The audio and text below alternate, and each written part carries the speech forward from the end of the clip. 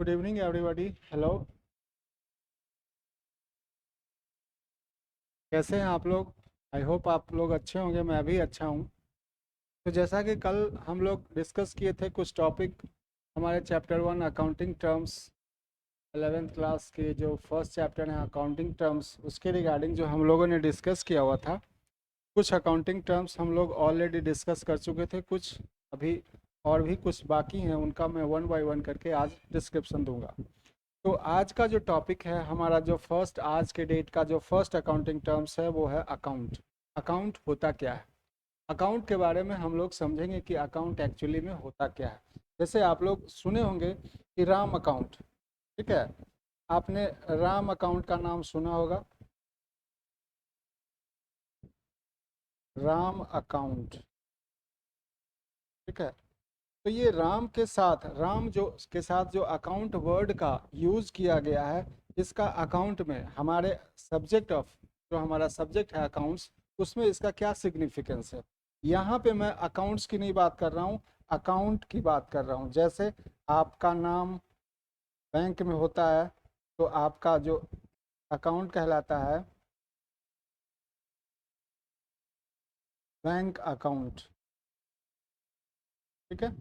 अब ये bank account होता क्या है, बैंक के साथ अकाउंट, इस अकाउंट का सिग्निफिकेंस क्या है, ये हम लोग फाइंड आउट करना। तो इस अकाउंटिंग टर्म्स में ये क्लियर हो जाएगा कि अकाउंट का जो बैंक के साथ अकाउंट वर्ड का यूज किया गया है, इसका क्या सिग्निफिकेंस है, हम लोग आज इसको अच्छे से सीख पाएंगे। तो चलिए स्टार्ट करते हैं बिना कोई डिले किए हुए, ठीक है? तो अकाउंट का जो मीनिंग होता है, it is summarise record of transactions, ठीक है? क्या होता है? Summarise record of transactions, summarise record of transactions relating to particular head at one place, ठीक है? तो इसमें जो अकाउंट का जो सिग्निफिकेंस मीनिंग जो दिया गया है, it is a summarise record of transactions relating to particular head at one place. तो इसमें तीन चीज़ें एलिमेंट यूज की गई है। पहला तो आपका रिकॉर्ड ऑफ ट्रांजेक्शंस, फर्स्ट हो गया। उसके बाद हेड, सेकंड हो गया। और थर्ड हो गया आपका प्लेस। तो इन तीन चीज़ों का सिग्निफिकेंस हम लोग देखेंगे कि समराइज्ड रिकॉर्ड मतलब एक तो हो गया record of transactions, second element हो गया हेड, और थर्ड एलिमेंट हो गया प्लेस। तो इन तीनों चीज़ों को समझते हैं। सबसे पहले इन तीनों चीज़ों को हम लोग वन बाय वन करके देखेंगे। फिलहाल ये समझते हैं कि अकाउंट का मीनिंग पूरी तरीके से कंप्लीट, पहले इसका मीनिंग समझ लेते हैं, देन हम लोग इसके पर्टिकुलर तीन जो एस्पेक्ट्स हैं इसके बारे में हम लोग डिस्कस करेंगे। It is summarise record of transactions relating to particular head at one place. Okay, यहाँ तक ठीक है। इट शोज टू एलिमेंट, इसके साथ दो एलिमेंट शो करते हैं। एक तो पर्टिकुलर जो ट्रांजेक्शन्स होगा उसका अमाउंट ऑफ ट्रांजेक्शन्स होगा। आपने ट्रांजेक्शन्स किया, कौन सा ट्रांजेक्शन्स, बैंक में कितना अमाउंट डिपॉजिट किया, 50,000 आपने अकाउंट में डिपॉजिट किया, तो वो अमाउंट जो 50,000 का सिग्निफिकेंस, तो कितना अमाउंट आपने ट्रांजेक्शन्स, कितने अमाउंट का आपने ट्रांजेक्शन्स करा, कितने अमाउंट आपने डिपॉजिट किया, तो वो फर्स्ट एलिमेंट है कि अकाउंट में दो चीज़ें इंक्लूड होती है। एक तो उसका अमाउंट ऑफ ट्रांजेक्शंस, और दूसरा होता है देयर इम्पैक्ट। आपने अमाउंट ऑफ ट्रांजेक्शंस 50,000 बैंक में डिपॉजिट किया, तो बैंक में डिपॉजिट करने के बाद उसका क्या इम्पैक्ट हुआ। ऑब्वियसली अगर आप 50,000 बैंक में डिपॉजिट करते हो तो आपका अमाउंट, आपका जो बैलेंस है, बैलेंसिंग फिगर है, वो इंक्रीज कर जाएगा, राइट? तो यहाँ तक हम लोगों ने समझा कि अकाउंट का एक सम अप मैं देता हूँ। Summarise record of transaction relating to particular head at one place, it shows two element, number one amount of transactions, and another one the their effect and directions, ठीक है? अब यहाँ पे जो मैंने बात किया हुआ था कि इस रिकॉर्ड ऑफ ट्रांजेक्शंस, हेड और प्लेस, ये तीन एलिमेंट के बारे में मैंने बोला था, इसका क्या सिग्निफिकेंस है, तो चलिए समझते हैं। ये तीन element, record of transactions at one place and particular head, इन तीनों में क्या किस तरीके का कॉम्बिनेशन होता है, कितना सिग्निफिकेंस आपको बता पाएगा। आपने सपोज कीजिए कि आपने आप एक ऑर्गेनाइजेशन के ऑनर हैं, और आपने वहाँ से सैलरी पेड किया, अपने एम्प्लॉय को आपने सैलरी पेड किया, ठीक है? तो इसका मतलब हो गया कि आप जितने भी एम्प्लॉय को सैलरी पेड किए, राइट, तो उन जितने भी सैलरी से रिलेटेड जो भी आपने ट्रांजेक्शन्स किया, वहां पे एक जगह रिकॉर्ड होगा जिसको बोला जाता है सैलरी अकाउंट। क्या बोला जाता है? ये सैलरी अकाउंट। ठीक है, ये सैलरी अकाउंट मतलब सैलरी आपने पेड किया, तो सैलरी जितना भी आप सैलरी से रिलेटेड ट्रांजेक्शन्स किए, उसका अकाउंट जो बनेगा वो सैलरी अकाउंट में बनेगा। और सैलरी किसी ऑर्गेनाइजेशन के लिए अगर एम्प्लॉय को उसने पेड किया हुआ है, तो वो उसके लिए एक्सपेंस कहलाएगा। क्यों? क्योंकि वो इसके लिए एक्सपेंस होता है। तो यहाँ पे पर्टिकुलर हेड ऑफ अकाउंट मतलब कि जो अकाउंट आप बना रहे हो या जो अकाउंट आपके सामने आ रहा है एज ए एग्जाम्पल या कुछ भी, तो उसका पर्टिकुलर हेड क्या होगा? ऑब्वियसली मतलब ये पर्टिकुलर हेड ऑफ अकाउंट का मतलब बाद में सेकंड चैप्टर है क्लासिफिकेशन ऑफ अकाउंट्स, वहाँ पे ये सारी चीज़ें classification of accounts individual accounts के रूप में आएंगे कि expense account, asset account, liability account and revenue account, capital account etcetera. ये सारे अकाउंट्स आपको पढ़ने होंगे जो क्लासिफिकेशन ऑफ अकाउंट्स के अंदर आते हैं। लेकिन फिलहाल यहाँ पे जो हम लोगों ने सैलरी पेड किया, तो सैलरी का मतलब सैलरी से रिलेटेड जो भी ट्रांजेक्शन्स होगा वो कहाँ पे रिकॉर्ड होगा? सैलरी अकाउंट में, एट वन प्लेस। क्लियर हो गया? दूसरा, उस सैलरी अकाउंट का पर्टिकुलर हेड क्या होगा? उस चूंकि सैलरी किसी भी ऑर्गेनाइजेशन के लिए पेड किया हुआ सैलरी वो क्या कहलाता है? एक्सपेंस कहलाता है। तो वो एक्सपेंस के अंदर आया, तो वो उसका पर्टिकुलर हेड हो गया। आप मान लो टेलीफोन एक्सपेंस, तो वो टेलीफोन अकाउंट के अंदर आ गया। आप टेलीफोन जितने भी टेलीफोन का बिल है, टेलीफोन एक्सपेंस आपने किया हुआ, टेलीफोन से रिलेटेड जितने भी आपने ट्रांजेक्शन्स किया होगा एक्सपेंस के रिगार्डिंग, वो सारे के सारे एक जगह रिकॉर्ड होंगे, उनका नाम होगा टेलीफोन अकाउंट। और उस अकाउंट का हेड होगा, चूंकि वो एक्सपेंस नेचर का है, तो वो एक्सपेंस में आएगा। ठीक है, एक्सपेंस के रिगार्डिंग हम लोगों ने प्रीवियस क्लास में बताया हुआ था कि व्हाट इज एक्सपेंस, ज़्यादा तो नहीं पर इंडिविजुअली थोड़ा सा मैंने बताया था कि फिलहाल ये समझ लो कि expense is the cost incurred while generating revenue. जब आप रेवेन्यू जनरेट कर रहे होते हो उस वक्त जो आपका कॉस्ट होता है वो कॉस्ट ही एक्सपेंस ट्रीट होता है, राइट। ये हम लोगों ने प्रीवियस क्लास में डिस्कस किया हुआ था। अगर किसी का मिस होगा मैं आपको लिंक प्रोवाइड कर दूंगा, राइट। उसके बाद आपने कैश पेड किया, सपोज करो आपने किसी को कैश पेमेंट किया, किसी बिजनेस यूनिट ने, किसी पर्टिकुलर बिजनेस यूनिट ने किसी को कैश पेड किया किसी भी रूप में, तो वो कहाँ पे रिकॉर्ड होगा? वो कैश से रिलेटेड जितने भी ट्रांजेक्शन्स होंगे वो एक जगह रिकॉर्ड होंगे, उनका नाम होगा कैश अकाउंट, राइट। तो आपको ये समझ में धीरे धीरे आ रहा होगा कि अकाउंट का जो यहाँ अकाउंट जो अकाउंटिंग टर्म्स हम लोग समझ रहे हैं उसका सिग्निफिकेंस क्या होता है, राइट। और उसका ऑब्वियसली हेड क्या बनेगा? एसेट। क्यों? क्योंकि कैश कैश हमारे पास या किसी के पास हो वो उसकी संपत्ति मानी जाती है, एसेट्स, राइट। उसके बाद अगर आपने फर्नीचर परचेज किया हुआ, किसी बिजनेस यूनिट ने या किसी इंडिविजुअल ने भी आप क्या किए, फर्नीचर आपने परचेज किया, तो उसका रिकॉर्डिंग कहाँ होगा? वो जितने भी आपने फर्नीचर परचेज किया होगा सारे फर्नीचर का रिकॉर्डिंग एक जगह होगा, उसका नाम होगा फर्नीचर अकाउंट। और वो हेड के अंदर आएगा एसेट, क्योंकि फर्नीचर एसेट होता है, संपत्ति होती है। आप मान लो सैलरी रिसीव किए, सपोज करो आपने सैलरी किसी को दिया तो वो आपके लिए एक्सपेंस हो गया। अगर किसी ने सैलरी रिसीव किया ऑब्वियसली तो वो उसके लिए इनकम या रेवेन्यू मान लो, तो वो कहाँ पे रिकॉर्ड होगा? Salary received account. उसका जो अकाउंट बनेगा वो सैलरी रिसीव्ड अकाउंट, और उसका हेड जो होगा वो रेवेन्यू हो गया। तो इसमें ज़्यादा जोर लगाने की ज़रूरत नहीं है, सिंपली ये समझना है कि मैं ये समझाने की कोशिश कर रहा था कि Ram account, Shyam account, cash account, furniture account, building account, ये जो लास्ट का जो वर्ड है अकाउंट, उसका क्या सिग्निफिकेंस है मैंने आपको समझा दिया। ये कुछ भी नहीं है, बस एक संक्षिप्त विवरण है किसी पर्टिकुलर हेड का, किसी पर्टिकुलर अकाउंट का, मतलब रिकॉर्डिंग एट वन प्लेस, मतलब it is summarise record of transaction relating to particular head at one place. I hope आपको ये क्लियर हो गया होगा, right.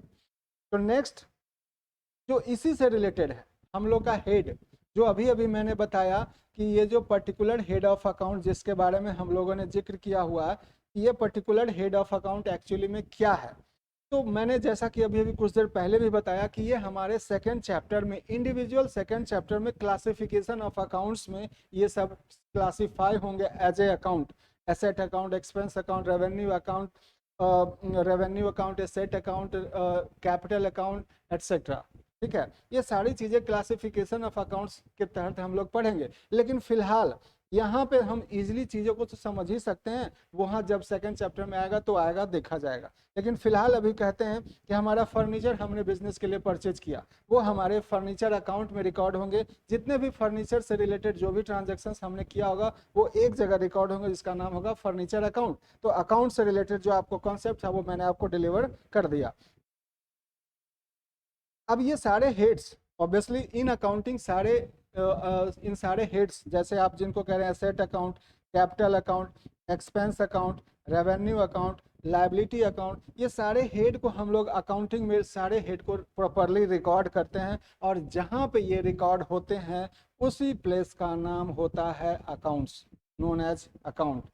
The place where such records are maintained known as account. तो आपको account से related जो फुल एग्जॉस्टिव कॉन्सेप्ट था वो मैंने आपको डिलीवर कर दिया है, और इससे रिलेटेड जो एग्जामिनेशन कंटेंट हैं वो यहाँ पे हैं, जो एग्जामिनेशन के लिखने के लिए, तो अंडरस्टैंडिंग बिल्ड करने के लिए मैंने आपको ये फिगर आउट दिया हुआ है, फिगर बना के आपको मैंने प्रोवाइड किया, सो दैट कि आप चीज़ों को इजीली समझ सकें। ठीक है, और एग्जामिनेशन कंटेंट। अब एक लास्ट कॉन्सेप्ट रह गया कि अकाउंट्स जो होता है क्लासीफाई होता है टू साइड्स में।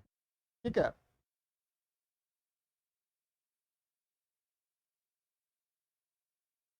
ये last concept, accounts are divided into two sides, left hand side of an account and uh, left hand side of an account is known as traditionally called debit side and right side of an account is called credit side। मतलब account में क्या होता है, account, हालांकि ये थोड़ा सा अभी अटपटा लगेगा कि मैंने अभी ये सब नहीं जाना हुआ, पर जो मैंने आपको फॉर्मेट दे रखा उससे आप सीख ही सकते हो। जैसे कि मैंने अभी कैश अकाउंट के बारे में जिक्र किया, तो कैश से रिलेटेड मतलब यहाँ पे लिखा हुआ है transaction related to cash are recorded in account called cash account. मतलब जितने भी कैश से रिलेटेड ट्रांजेक्शन्स हुए हैं वो रिकॉर्ड कहाँ होते हैं, कैश अकाउंट में। तो अभी इस अकाउंट का स्वरूप कैसा होगा, इसका फॉर्मेट कैसा होगा, अब जब अकाउंटिंग टर्म्स हम लोग पढ़ ही रहे हैं तो उसके बारे में पूरे समझ लें, चाहे कुछ भी हो, इसका संबंध आगे से क्यों ना हो। तो जैसा कि मैंने बताया कि अकाउंट्स दो साइड में डिवाइड होता है, लेफ्ट हैंड साइड अर्थात debit side, right hand side अर्थात credit side. Left hand side debit side को शॉर्ट फॉर्म में डीआर के रूप में लिखा जाता है और क्रेडिट साइड को सीआर के रूप में लिखा जाता है, और इसका जो शेप होता है वो टी शेप की तरह होता है। फिलहाल अभी इतना जाने, और अकाउंट का जो शॉर्ट फॉर्म होता है A/C, आप इस तरीके से अकाउंट को लिख सकते हो। यहाँ से आपको एक लैंग्वेज प्रोवाइड होना स्टार्ट हो गया कि राम अकाउंट, अगर मैं ये कहूँ कैश अकाउंट यहीं पे है, तो मैं इसको शॉर्ट फॉर्म में लिख सकता हूँ कैश अकाउंट, इस तरीके से। ठीक है, तो ये आपको पूरा कॉन्सेप्ट मिल गया कि लेफ्ट हैंड साइड किसी पर्टिकुलर अकाउंट के टू साइड्स होते हैं।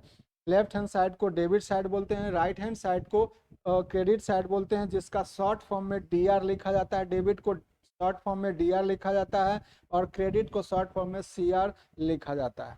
और पूरे जो अकाउंट का शेप होता है उसको टी शेप में माना जाता है। आई होप आपको ये क्लियर हो गया होगा। तो अकाउंट से रिलेटेड जो भी कॉन्सेप्ट था मैंने आपको डिलीवर कर दिया। अब नेक्स्ट टॉपिक है, मोस्ट इम्पॉर्टेंट टॉपिक है हमारा, मीनिंग ऑफ अकाउंट्स। ठीक है, सॉरी, कैपिटल। आज नेक्स्ट टॉपिक है हमारा कैपिटल, कि कैपिटल होता क्या है। तो कैपिटल कैपिटल की कहानी कहाँ से स्टार्ट होती है हम लोग बताते हैं। कोई भी बिजनेस बनता है, जो बिजनेस बनता है उसमें दो एलिमेंट होना जरूरी होता है। फर्स्ट एलिमेंट है कि एक तो बिजनेस ऑनर होना जरूरी है और दूसरा बिजनेस होना जरूरी है, राइट। बिजनेस ऑनर जो बिजनेस को क्रिएट करता है, मतलब क्रिएटर ऑफ बिजनेस, जो बिजनेस को क्रिएट करता है उसके दिमाग में आइडिया आता है और वो बिजनेस को एक फिजिकली एग्जिस्टेंस के रूप में दिखाता है कि हाँ ये पर्टिकुलर बिजनेस मैंने एग्जिस्ट किया, ये पर्टिकुलर बिजनेस मैंने ये एस्टेब्लिश किया हुआ। तो बिजनेस में दो एलिमेंट का होना जरूरी है किसी पर्टिकुलर बिजनेस को एग्जिस्टेंस में आने के लिए, एक तो बिजनेस ऑनर और दूसरा बिजनेस इटसेल्फ, राइट। अब बिजनेस तो क्रिएट हो गया, बिजनेस क्रिएट हो गया, तो क्रिएट होने के बाद उसको प्रॉपरली कैरी फॉरवर्ड करने के लिए फंड की आवश्यकता होती है, तो वो फंड का नाम होता है कैपिटल। मतलब capital is the amount invested by the proprietor for running the business. Business को रन कराने के लिए जो अमाउंट की आवश्यकता होती है उसे कैपिटल बोलते हैं। अब चलिए इसको पहले फिगर आउट करते हैं। कॉन्सेप्ट जो एग्जामिनेशन कंटेंट होंगे वो लास्ट में हम लोग इसे देखेंगे कि एग्जामिनेशन कंटेंट कहाँ से होता है। कैपिटल, ठीक है। कहते हैं it is the amount invested bye the business owner. मैंने बताया था कि बिजनेस को कैरी फॉरवर्ड करने के लिए, बिजनेस को चलाने के लिए दो एलिमेंट का होना आवश्यक है। एक तो बिजनेस ओनर जिसके दिमाग में आइडिया और बिजनेस को क्रिएट किया, दूसरा बिजनेस। अब उस बिजनेस को सक्सेसफुली रन कराने के लिए फंड की आवश्यकता होती है, और वो फंड इनिशियली तौर पे जो कैपिटल के रूप में आता है, मतलब बिजनेस को कैरी फॉरवर्ड करने के लिए जो बिजनेस ओनर के द्वारा इन्वेस्ट किया जाता है उसको बोलते हैं कैपिटल। और कैपिटल अमाउंट क्यों आ जाता है, किसके लिए रिक्वायर्ड होता है? ऑब्वियसली बिजनेस को कैरी फॉरवर्ड, मतलब amount required for running the business known as capital. ठीक है। अब ये कैपिटल का फॉर्म क्या होता है, कितने प्रकार का कैपिटल होता है? मतलब अगर कोई बिजनेस ओनर, मान लो कि अगर कोई बिजनेस ओनर बिजनेस को एस्टेब्लिश करता है, तो वो बिजनेस में कैपिटल का इंट्रोडक्शन किस किस फॉर्म में किया जा सकता है? ठीक है, ये कैपिटल का इंट्रोडक्शन किस किस रूप में हो सकता है? पहला है कि आप कैपिटल को कैश के रूप में ला सकते हो, तो फर्स्ट फॉर्म ऑफ कैपिटल हो गया it may be in the form of cash, right. Another form है it may be in the form of goods, ये गुड्स के फॉर्म में हो सकता है, पॉसिबल है। मैं बिजनेस में कैश इंट्रोड्यूस नहीं कर रहा हूँ, मैं बिजनेस में गुड्स को लेके साथ आ रहा हूँ, गुड्स को लेके आ रहा हूँ और बिजनेस को कैरी फॉरवर्ड कर रहे हैं, पॉसिबल है। बिजनेस में आप इसे गुड्स के रूप में भी कैपिटल को इंट्रोडक्शन पॉसिबल है। It may be in the form of assets, assets के फॉर्म में आप बिजनेस में कुछ कैपिटल के फॉर्म में आप एसेट्स को ला सकते हैं। मेरा ये प्रॉपरली बिल्डिंग है, मैं इस बिल्डिंग को बिजनेस के प्रीमाइसेस के तौर पे यूज कर सकता हूँ, और यूज करेंगे तो बिजनेस प्रीमाइसेस में हम इसे देंगे, तो ये जो एसेट हमारा बिल्डिंग कहलाएगा, एसेट होगा, और ये कैपिटल के फॉर्म में माना जाएगा। It may be in the form of asset having monetary value, ये मॉनेटरी वैल्यू के रूप में भी हो सकता है। मेरे पास कुछ ज्वेलरी पड़ा हुआ है, मॉनेटरी वैल्यू है, जिसका हम बिजनेस में एज ए कैपिटल के रूप में इंट्रोडक्शन पॉसिबल है। तो हमारा जो फॉर्म ऑफ कैपिटल हो गया, इट मे फर्स्ट हो गया it may be in the form of cash, it may be in the form of goods, it may be in the form of assets, it may be in the form of jewellery, मतलब asset having monetary value, right. अब आता है कि form of business, थोड़ा सा इसमें यह समझना जरूरी है कि बिजनेस कितने प्रकार का होता है। हालांकि ये आगे आने वाले कई बार ये आपके पास सामने आएंगे, बीएसटी में भी आएंगे सब्जेक्ट्स में, लेकिन फिलहाल यहाँ पे थोड़ा सा इंट्रोडक्शन इसका जरूरी था, इसलिए मैंने थोड़ा सा फॉर्म ऑफ बिजनेस को इंट्रोड्यूस करा, सो दैट कि इससे रिलेटेड प्रीवियस कॉन्सेप्ट फॉरवर्ड जो आगे कॉन्सेप्ट आएंगे, जो नेक्स्ट कॉन्सेप्ट आएंगे, वो सारे इन में कॉन्सेप्ट में ये सारे कॉन्सेप्ट आपको समझने में, अंडरस्टैंडिंग करने में सहायता दें। फर्स्ट है हमारा प्रोप्राइटरशिप फॉर्म ऑफ बिजनेस।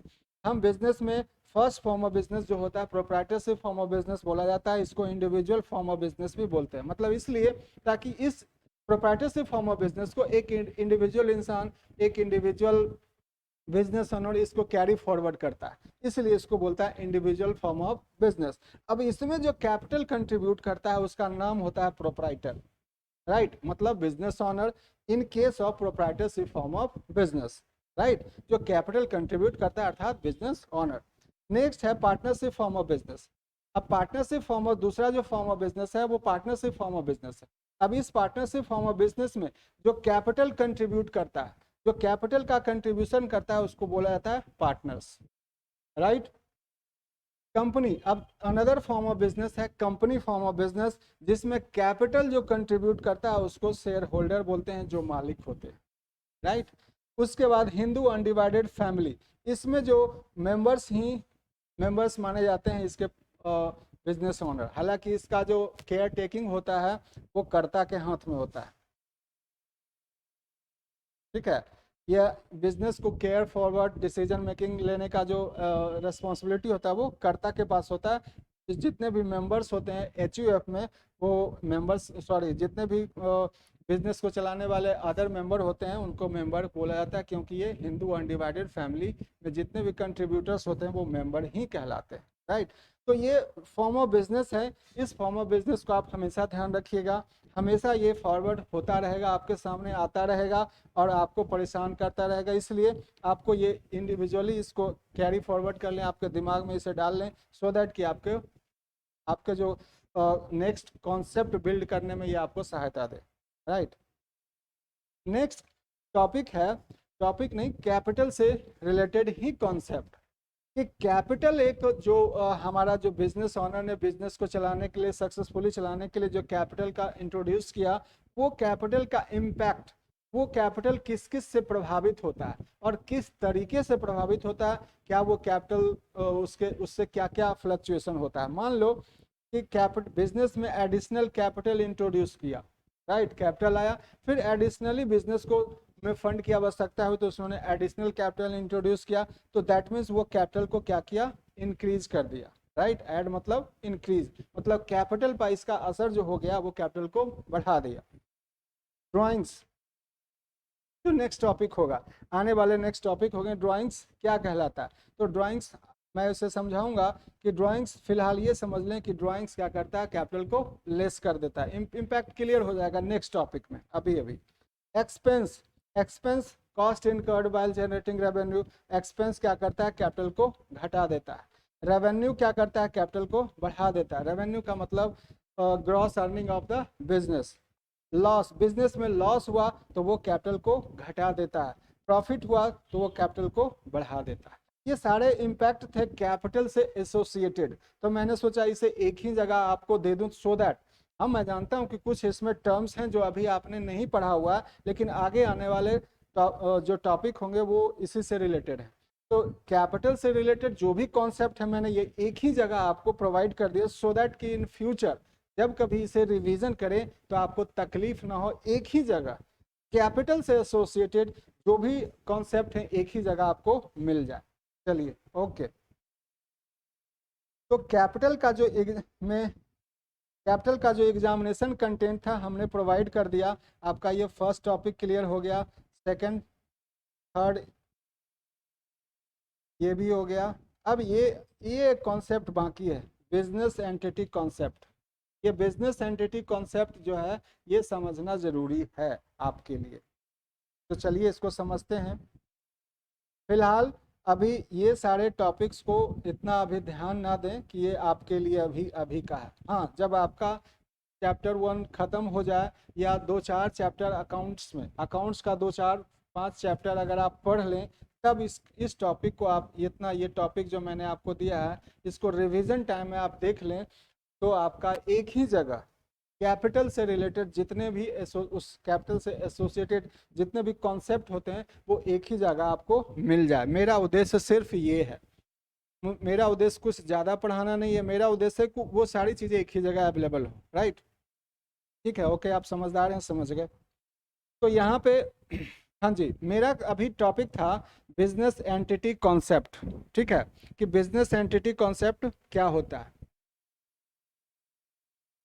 तो बिजनेस एंटिटी कॉन्सेप्ट में ये कहा जाता है कि बिजनेस जो होता है बिजनेस ऑनर से डिस्टिंक्ट होता है। Business and business owner both are separate and distinct, दोनों अलग अलग होते हैं। ना बिजनेस का बिजनेस ऑनर से संबंध होता तो है, पर कोई पर्सनल नहीं, पर वहाँ पे प्रोफेशनली डिस्टिंक्ट माने जाते हैं।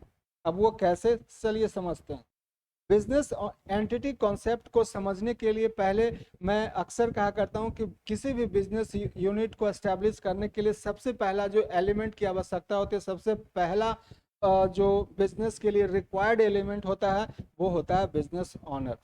मतलब बिजनेस ऑनर ही है जो बिजनेस को क्रिएट करता है, उसके दिमाग में आइडिया आता है और वो जनरेट करता है और वो बिजनेस को बना देता है। तो पहला एलिमेंट बिजनेस ऑनर ने बिजनेस को बनाया, तो ये हो गया बिजनेस।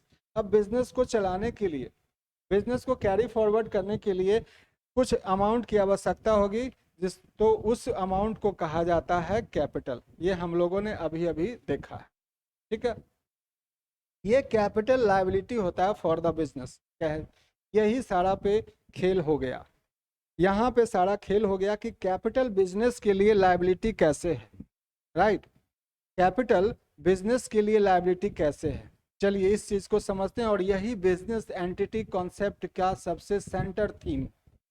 तो बिजनेस ऑनर ने बिजनेस बनाया, बिजनेस का एग्जिस्टेंस हो गया, कैपिटल रिक्वायर्ड हुआ सो दैट कि बिजनेस को रन करा सकें, और वो कैपिटल अब लायबिलिटी माना जाता है। वो कैसे? क्योंकि बिजनेस ऑनर ने बिजनेस में क्यों इन्वेस्टमेंट किया, उसकी कोई वजह होगी, कुछ इंटेंशंस हो गए सो दैट कि वो बिजनेस को रन करा सके। तो बिजनेस ऑनर ने इन्वेस्टमेंट किया, बिजनेस में इन्वेस्टमेंट किया बिजनेस ऑनर ने। तो जब उसने इन्वेस्टमेंट किया तो उसका कुछ तो इंटेंशन रहा होगा, उसका कुछ तो इंटेंशन रहा ही होगा, ये इसमें कोई शक नहीं। तो बिजनेस ऑनर ने बिजनेस में इन्वेस्टमेंट इसलिए किया कि उसका रिटर्न मिल सके। उसका एक्सपेक्टेशन है कि बिजनेस मुझे रिटर्न दे, कंसिडरेशन दे, चाहे जिस फॉर्म में दे, मुझे रिटर्न प्रॉफिट के फॉर्म में दे, कंसिडरेशन दे, जो दे, पर उसका उद्देश्य, बिजनेस ऑनर का इन्वेस्टमेंट करने का उद्देश्य सिर्फ यही है कि वो उससे रिटर्न कमा सके। यहाँ पे बिजनेस की भी लायबिलिटी बन जाती है कि उस एक्सपेक्टेशन को एटलीस्ट या मैक्सिमम तौर पे फुलफिल करे, राइट। एटलीस्ट इसलिए क्योंकि कम से कम अगर कोई बिजनेस ऑनर अपने इन्वेस्टमेंट को, जो उन्होंने अभी तक इन्वेस्टमेंट कैपिटल के फॉर्म में किया है, अगर वो बैंक में भी मान लो कि 5 लाख का कैपिटल इसने इंट्रोड्यूस करा बिजनेस में, अगर ये 5 लाख अगर वो बैंक में भी रखते तो बैंक में भी तो बैंक का इंटरेस्ट मिलता, तो कम से कम मिनिमम रेट ऑफ इंटरेस्ट तो इसे चाहिए। 5 लाख का उसने इन्वेस्टमेंट किया तो 5 lakh plus minimum rate of interest उसे उसका एक्सपेक्टेशन है। तो ये किसकी जिम्मेदारी बनती है, किसके एंड में आता है ये रेस्पॉन्सिबिलिटी आता है बिजनेस के जिम्मे में, राइट। अभी जैसे ही रेस्पॉन्सिबिलिटी आई, मतलब लौटाना है, इसका मतलब आ गया कि आपको ये 5 lakh plus minimum rate of interest आपको लौटाना है। और जैसे ही लौटाने की प्रक्रिया स्टार्ट हुई, जैसे ही ये प्रोसेस स्टार्ट हुआ, इसी को कहते हैं, इसका मतलब हो गया कि बिजनेस एंड बिजनेस ओनर दोनों सेपरेट। वो कैसे? क्योंकि लौटाना, अब आप किसी से, आप अपने फ्रेंड से 500 का लोन ले लिया, मतलब ऐसे ही, तो क्या आप नहीं लौटाओगे? तो लौटाओगे। इसका मतलब है कि आपका रिलेशन तो है, अच्छा रिलेशन है, पर प्रोफेशनली आप दोनों एक दूसरे से अलग हो। जैसे ही लौटाने की प्रक्रिया स्टार्ट हुई, सिमिलरली बिजनेस ऑनर का एक्सपेक्टेशन है कि capital plus minimum rate of interest उसे रिटर्न के फॉर्म में मिले, और ये रिस्पॉन्सिबिलिटी किसके एंड में आती है? बिजनेस के। इसलिए बिजनेस एंड बिजनेस ऑनर दोनों अलग हो गया। तो यहाँ पे कैपिटल इसी कारण बिजनेस के लिए लायबिलिटी हो गया, और वो भी कौन सा लायबिलिटी? इंटरनल लायबिलिटी, जो हम लोग आगे पढ़ेंगे। तो यहाँ पे लायबिलिटी का मतलब क्या हो गया? लायबिलिटी का मतलब कि बिजनेस में कैपिटल का इंट्रोडक्शन बिजनेस ओनर ने किया, तो वो एक फाइनेंशियल ऑब्लिगेशन हो गया, किसके लिए? बिजनेस के लिए। तो liability means an obligation to return. ये मैं आगे भी पढ़ाऊंगा। लायबिलिटी एक सेपरेट अकाउंटिंग टर्म्स है, हम लोग इसको काफी डीपली से देखेंगे कि क्या होता है लायबिलिटी।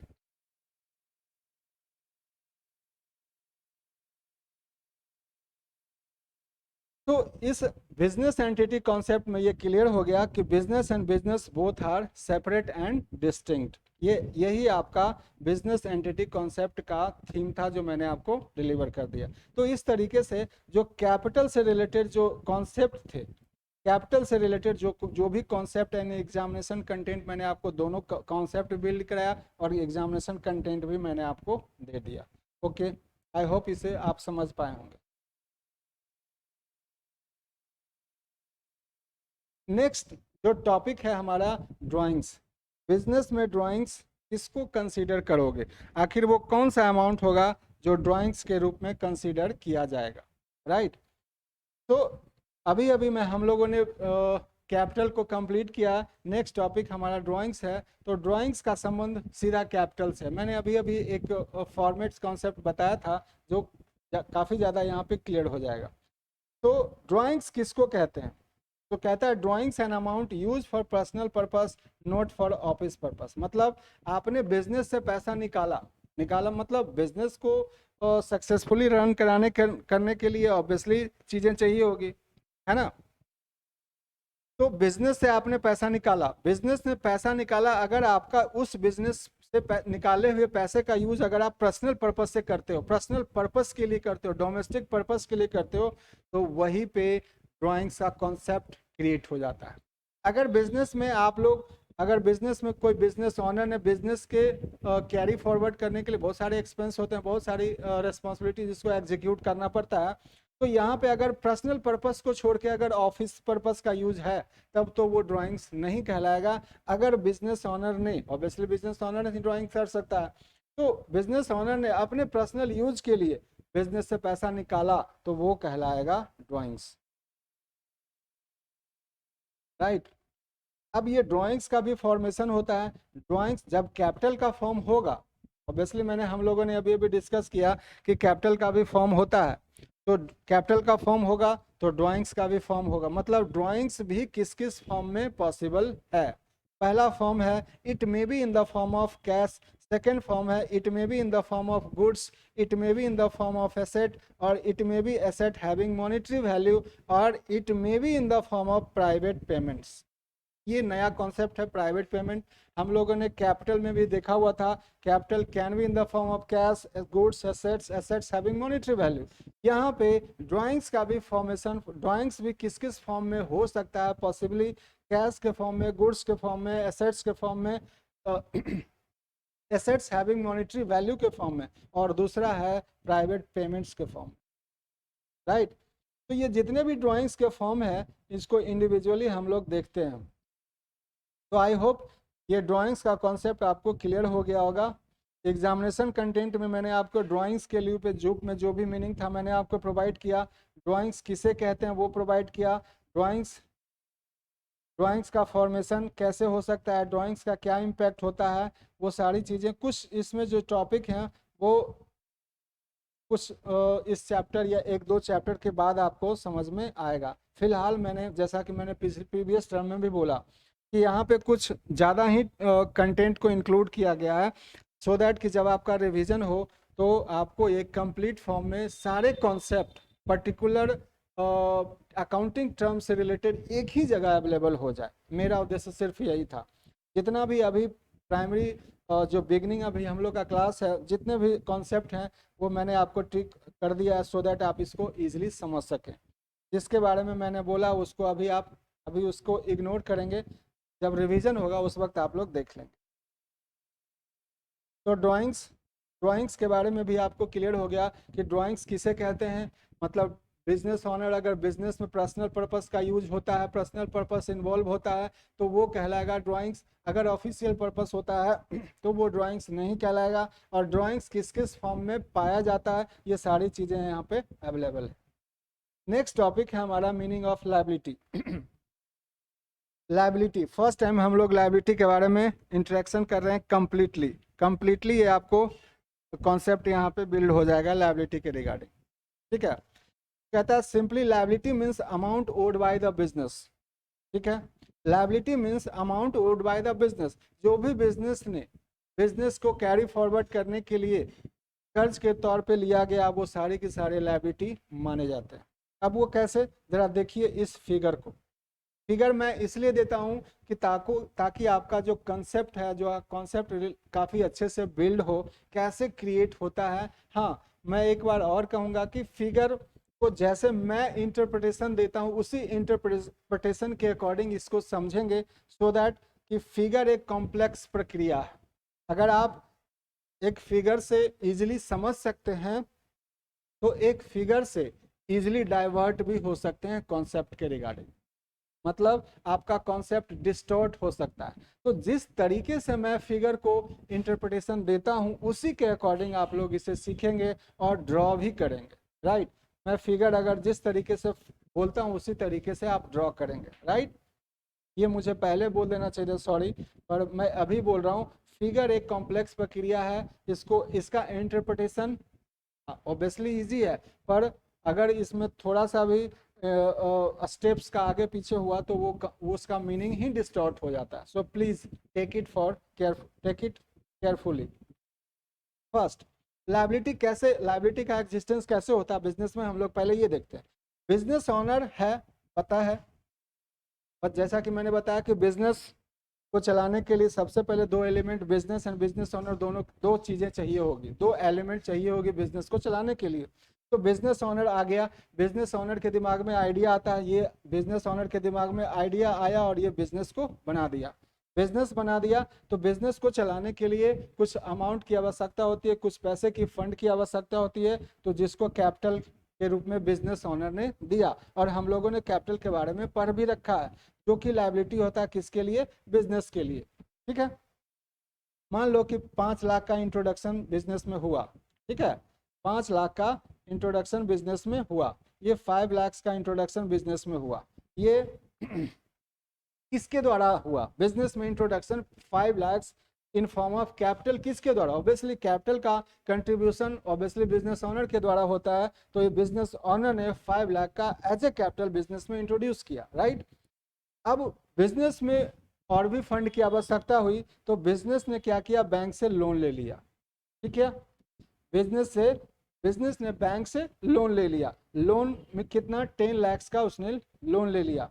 तो किससे लिया, बैंक से, मतलब बैंक एक कंप्लीट इंडिपेंडेंट बिजनेस यूनिट है, आप एक कंप्लीट बिजनेस इंडिपेंडेंट यूनिट हो, और आपने एक कंप्लीट बिजनेस इंडिपेंडेंट दूसरे अनदर बिजनेस यूनिट से आपने लोन लिया, वो लोन कितना है, 10 लाख का।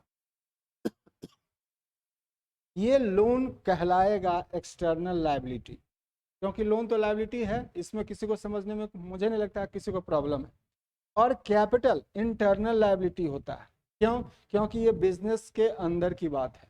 मैंने बताया था पहले भी कि बिजनेस ओनर के द्वारा जो कैपिटल का इंट्रोडक्शन हुआ, वो कैपिटल एक इंटरनल लायबिलिटी मानी जाती है। इसी के आधार पे बिजनेस एंटिटी कॉन्सेप्ट बनाया गया था कि, तो यहाँ पे जो कैपिटल हो गया वो इंटरनल लायबिलिटी, और लोन जो बैंक से प्रोवाइड किया गया, बैंक ने प्रोवाइड किया बिजनेस को लोन, वो लोन हो गया एक्सटर्नल लायबिलिटी। अर्थात बिजनेस में दो प्रकार की लायबिलिटी हो गई, एक इंटरनल और एक एक्सटर्नल।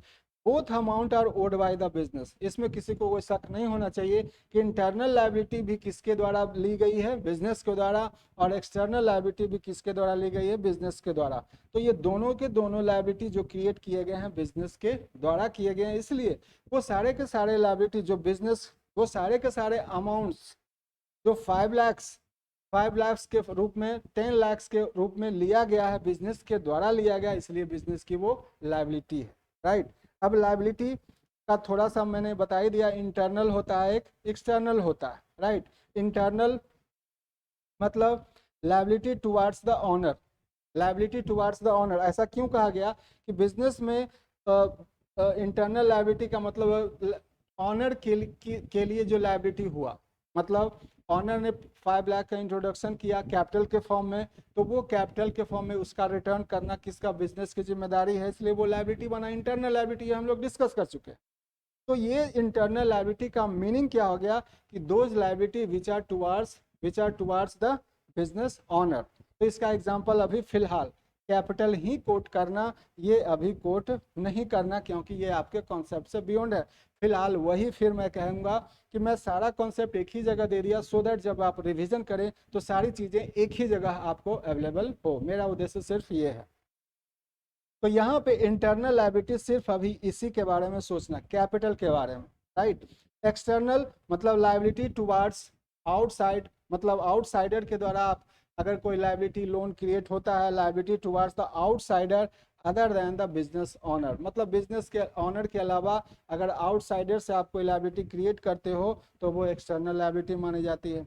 ये सारे के सारे जो एग्जाम्पल हैं with the passage of time, ये चैप्टर एंड होते होते ये सारे टॉपिक, ये जो भी क्रेडिटर्स हैं, बैंक्स लोन है, बैंक ओवरड्राफ्ट है, ये सारे क्लियर हो जाएंगे इसी चैप्टर में।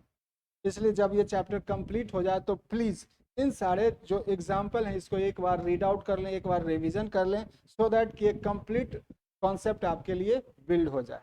करते हैं तो हमारा जो आगे का जो टॉपिक है, हमने क्या संभाला कि बिजनेस के लायबिलिटी के बारे में बता दिया।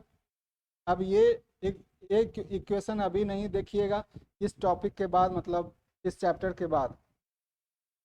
अब आगे का है कि लायबिलिटी दो प्रकार का, इंटरनल और एक्सटर्नल, हमने डिलीवर कर दिया, समझा दिया आपको। अब जो मेन क्लासिफिकेशन ऑफ लायबिलिटी है वो ये है। लायबिलिटी का क्लासिफिकेशन कैसे होता है ये हम लोग देखेंगे। लायबिलिटी दो प्रकार से क्लासिफाइड होता है।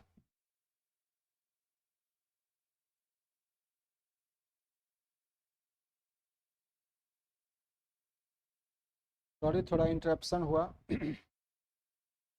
क्लासिफिकेशन ऑफ लायबिलिटी, लायबिलिटी एक नॉन करेंट लायबिलिटी होती है और एक करेंट लायबिलिटी होती है। नॉन करेंट लायबिलिटी किसको कहेंगे और करेंट लायबिलिटी किसको कहेंगे, इसको हम लोग इंडिविजुअली देखेंगे। ठीक है, तो नॉन करेंट लायबिलिटी का मतलब क्या हुआ और करेंट लायबिलिटी का मतलब क्या हुआ हम लोग देखेंगे। Liability which is payable after a period of more than a year from the end of accounting year. पहले नॉन करेंट से पहले हम लोग करेंट लायबिलिटी समझ लेते हैं, ज़्यादा आसान होगा, राइट। तो करेंट लायबिलिटी का मतलब, लायबिलिटी का मतलब तो आप अच्छे से जानते हो कि लायबिलिटी का मतलब होता है which you have to repay, आपको जिसे लौटाना है वो लायबिलिटी कहलाएगा। ठीक है, तो लायबिलिटी का जो होल्डिंग पीरियड है वो क्या होगा, करेंट लायबिलिटी का जो होल्डिंग पीरियड है वो क्या होगा, इंडिविजुअली हम लोग देखते हैं। तो कहता है liability which is payable after after 12 month from the end of accounting year, मतलब वो लायबिलिटी जो विद इन 12 मंथ्स के अंदर आपको रीपे करना है वो होता है करेंट लायबिलिटी। अभी एक नया कॉन्सेप्ट है अकाउंटिंग ईयर, वो मैं अभी अभी इस टॉपिक के बाद समझाने वाला हूँ। उसके बाद at the same time non current liability का मतलब हो गया which is payable after a period of more than a year from the end of accounting year, मतलब एक साल के बाद। अगर आपका करेंट, अगर liability with in 12 months paid है दैट मीन्स वो करेंट है, अगर आफ्टर 12 मंथ्स है दैट मीन्स वो नॉन करेंट है, राइट। तो तो दूसरा कॉन्सेप्ट बिल्ड हो गया कि आपका जो करंट लायबिलिटी का जो होल्डिंग पीरियड होता है अप टू 1 ईयर और equal to 1 year. Non current का होल्डिंग पीरियड जो होता है more than a year. Long terms loan, मतलब आप लंबे समय के लिए 5 साल, 1 साल, 1 साल नहीं, 1 2 साल 3 साल के लिए जो भी आप लोन लेते हो वो लॉन्ग टर्म्स लोन होता है, वो किस कैटेगरी में आएगा, नॉन करेंट लायबिलिटी। और आप ये इसमें जो एग्जांपल दे रखे हैं ये सब एग्जांपल जो आएंगे वो करेंट लायबिलिटी के अंतर्गत आएंगे। ये सारे टर्म्स हैं, ये सारे अकाउंटिंग टर्म्स हैं, मैंने अभी अभी बताया कि सभी को इंडिविजुअली देखेंगे। जब ये कॉन्सेप्ट पूरा चैप्टर खत्म हो जाए तब इसको एक बार रीड आउट कर लीजिएगा, सारे कॉन्सेप्ट बिल्ड हो जाएंगे। अभी अभी मैंने बताया कि फाइनेंशियल ईयर अकाउंटिंग ईयर क्या होता है। कुछ देर पहले मैंने बताया था कि यहाँ पे जो कॉन्सेप्ट आ रहा था कि which is payable within 12 months from the end of accounting year, which is payable after a period of more than a year from the end of accounting year। तो ये अकाउंटिंग ईयर का क्या concept है। Accounting year या financial year दोनों एक ही माने जाते हैं। अकाउंटिंग ईयर या फाइनेंशियल ईयर दोनों एक ही होता है। अकाउंटिंग ईयर का मतलब हो गया कि वो जिसका स्टार्ट 1 अप्रैल से अकाउंटिंग ईयर का स्टार्ट होता है, 1 अप्रैल को स्टार्ट होकर के और 31 मार्च ऑफ नेक्स्ट ईयर एंड होता है, और ये 12 मंथ्स का पीरियड होता है। इसी को बोलते हैं AY अर्थात अकाउंटिंग ईयर। मतलब फिर से मैं रिवीजन करता हूँ, अकाउंटिंग ईयर या फाइनेंशियल ईयर दोनों एक ही चीज़ है। अकाउंटिंग ईयर हमारा स्टार्ट होता है 1 अप्रैल, किस जैसे हमारा जो अभी जो चल रहा है अकाउंटिंग ईयर 23-24, 23-24, राइट। तो ये 23-24 कब कहाँ स्टार्ट होगा और कहाँ ख़त्म होगा, तो 1-4 अप्रैल को ये स्टार्ट हुआ होगा और 31 मार्च 24 को ये ख़त्म हो जाएगा। तो इस पीरियड को बोलते हैं अकाउंटिंग ईयर या फाइनेंशियल ईयर, FY भी बोला जाता है। मतलब अगर 22-23 प्रीवियस ईयर, मतलब 22-23 जो अकाउंटिंग ईयर फाइनेंशियल ईयर रहा होगा वो उसका कहाँ से, उसका जो पीरियड है साइकिल है वो कहाँ से कहाँ तक है, तो 1 अप्रैल 2022 से 31 मार्च 2023 तक ये हमारा पीरियड होता है। तो ये सारे कॉन्सेप्ट इसको बोलते हैं अकाउंटिंग ईयर। कैलेंडर ईयर तो हर किसी को पता है, 1 जनवरी से 31 सभी को पता है, दिसंबर को एंड हो जाता है, राइट। तो अकाउंटिंग ईयर कहें या फाइनेंशियल ईयर कहें दोनों एक ही है, और ये 1 अप्रैल को स्टार्ट होता है और 31 मार्च ऑफ नेक्स्ट ईयर ये एंड हो जाता है। ठीक है, तो आई होप ये भी कॉन्सेप्ट आपको डिलीवर हो गया। एक टॉपिक बचा हुआ है, meaning and definition and types of assets. ठीक है, एसेट्स क्या होते हैं, चलिए थोड़ा सा रिकैप कर लें। हाँ जी, ये सब हो गया, बिल्कुल हो गया। ठीक है, ठीक है, ओके। तो लायबिलिटी का जो कॉन्सेप्ट है हम लोगों ने अच्छे से समझ लिया। अभी तक जो भी टॉपिक हम लोगों ने देखा हुआ था वो हमारा क्लियर हो गया, राइट। तो नेक्स्ट अकाउंटिंग टर्म्स होगा हमारा एसेट्स। एसेट्स क्या होता है, एसेट्स के रिगार्डिंग हम लोग देखेंगे। तो आई होप ये नेक्स्ट टॉपिक हमारा नेक्स्ट डे क्लास को होगा, क्योंकि मुझे लगता है कि काफ़ी लंबा क्लास हो गया। और मैं इसको यहीं पे कंक्लूड करता हूँ। नेक्स्ट टॉपिक जो होगा हम लोग का नेक्स्ट कल होगा, मैं कल फिर आपके सामने आऊँगा और ये सारे टॉपिक्स को अच्छे से डिलीवर करूँगा। तब तक के लिए आप अच्छे से रहिए, सेफ रहिए, पढ़ाई कीजिए, मन लगा के पढ़ाई कीजिए। और जो भी क्वेश्चन हो कमेंट करके आप क्वेश्चन पूछ सकते हैं। मैं पीडिया वाला की तरफ से मैं आपको अकाउंट्स पढ़ाने की कोशिश कर रहा हूँ, सो दैट कि आपको अच्छे सा कॉन्सेप्ट मिल सके। और अच्छे से मैंने आपके लिए अच्छा अच्छा कंटेंट लाने का कोशिश करता हूँ, सो दैट कि आपका कॉन्सेप्ट, आपकी नॉलेज आपके और इन्हांस हो और आपकी प्रोफेशनल कैपेबिलिटी ज़्यादा इंक्रीज हो। तो मैं चाहूँगा इसके लिए आप लोग मेरे यूट्यूब चैनल पीडिया वाला पे आएँ, इस चीज़ों को लाइक कीजिए, शेयर कीजिए, सब्सक्राइब कीजिए, सो दैट कि आपके लिए मैं आप अच्छे अच्छे मोटिवेशनल कॉन्सेप्ट लाया करूँ, ताकि आप अच्छे से तो पढ़ाई करें और अच्छा से नॉलेज हासिल करें। Okay, bye, thank you so much.